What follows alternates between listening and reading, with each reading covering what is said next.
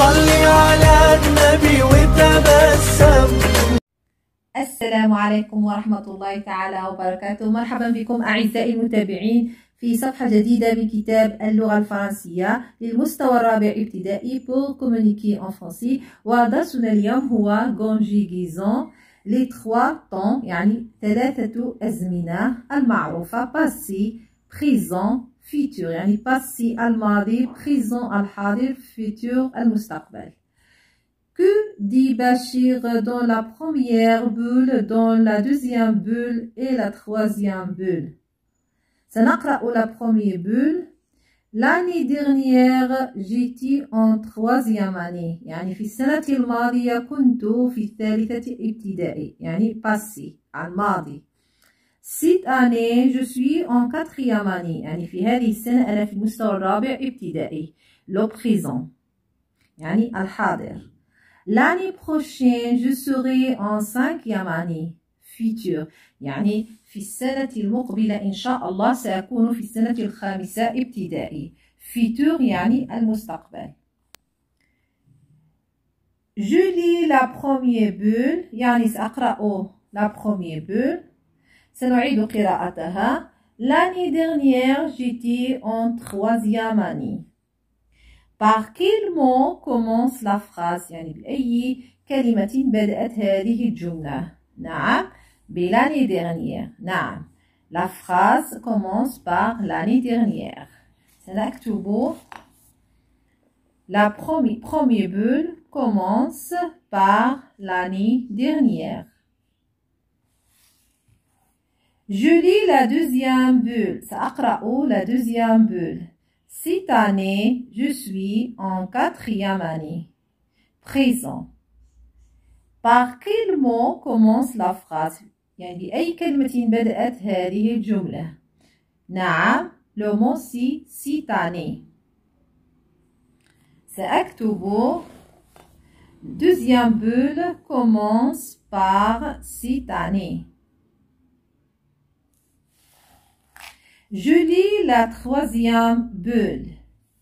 La troisième bulle, je lis la troisième bulle. L'année prochaine, je serai en cinquième année. Futur. يعني السنة المقبلة إن شاء الله سأكون في المستوى الخامس ابتدائي. Par quel mot commence la phrase؟ يعني بأي كلمة بدأت هذه الجملة؟ Oui, l'année prochaine. سأكتب troisième bulle commence par l'année prochaine. Quel est le verbe dans chacun des trois phrases؟ يعني ما هو الفعل في ثلاث جمل؟ أو في الجملة الأولى سنقرأ الجملة ثم سنبحث عن الفعل. L'année dernière, j'étais en troisième année. Oui, le verbe c'est été. J'ai été au passé. Le verbe être. Oui. La deuxième phrase. Cette année, je suis en quatrième année. Où est le verbe? Oui, je suis. Le verbe être au présent. Oui. L'année prochaine, je serai en cinquième année.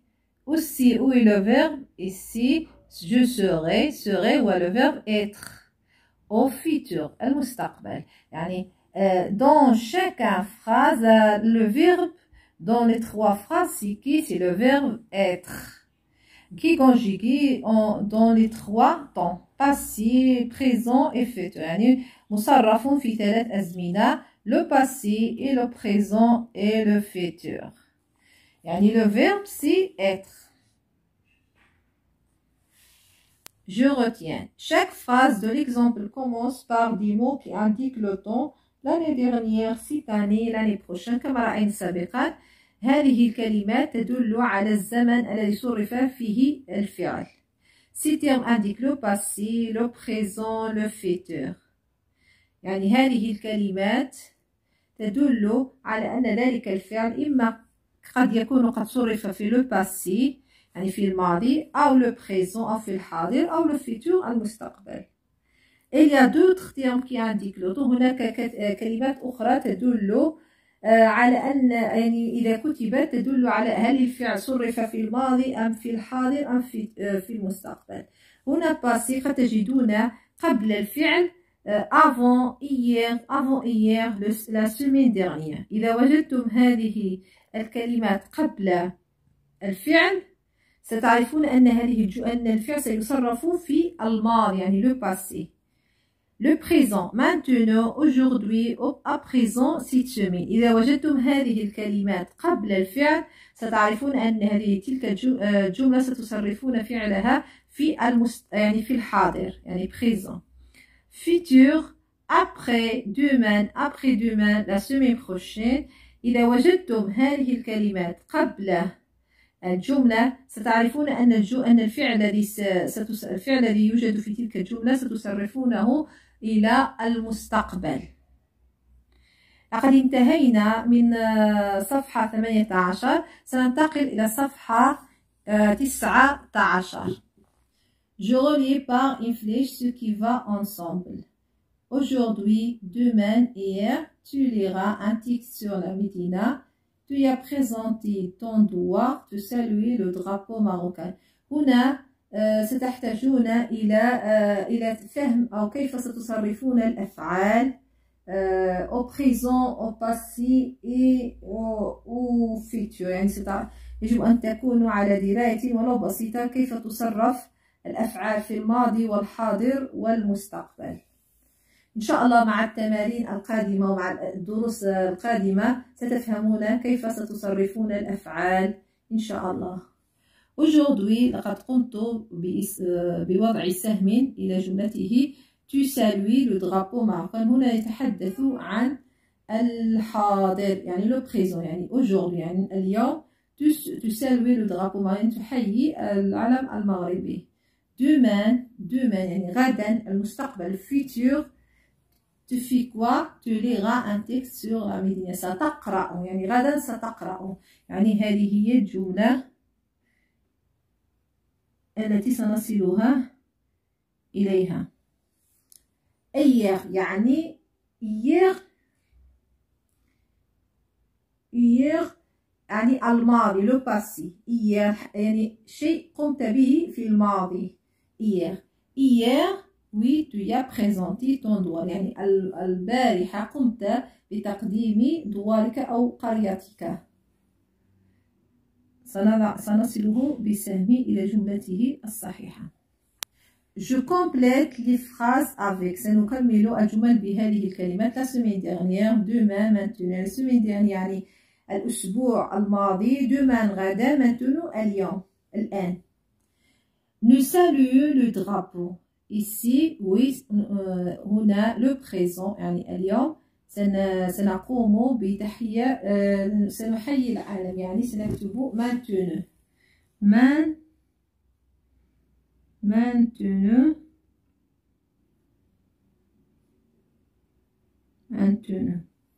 je parlerai de ma ville. سأتحدث عن مدينتي يعني سأتحدث يعني في المستقبل يعني le futur oui demain.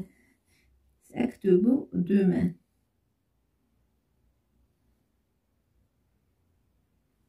Je suis allé au souk de village يعني ذهبت إلى سوق القرية.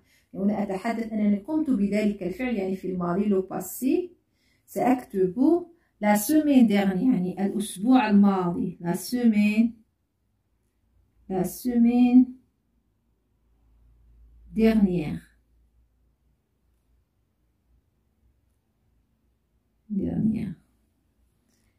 Je construis des phrases qui commencent par aujourd'hui, hier, demain. يعني سأنشئ جمل تبتدئ بaujourd'hui, بhier وبdemain. أنا كتبت aujourd'hui, je vais à l'école. Hier, je suis allée au souk. Demain, je lirai un texte sur la Médina. À quelle date se passe la fête des roses à قلعة مكونة؟ يعني في أي سنة يحتفل سكان قلعة مكونة بالورود؟ نعم يحتفلون في شهر ماي من كل سنة. La fête des roses était organisée يعني ينظمونها متى؟ au mois de mai de chaque année، يعني في شهر ماي من كل سنة يحتفلون بالورود. لقد انتهينا من الصفحة 19. إن شاء الله سنلتقي في صفحة أخرى. دمتم في رعاية الله وحفظه.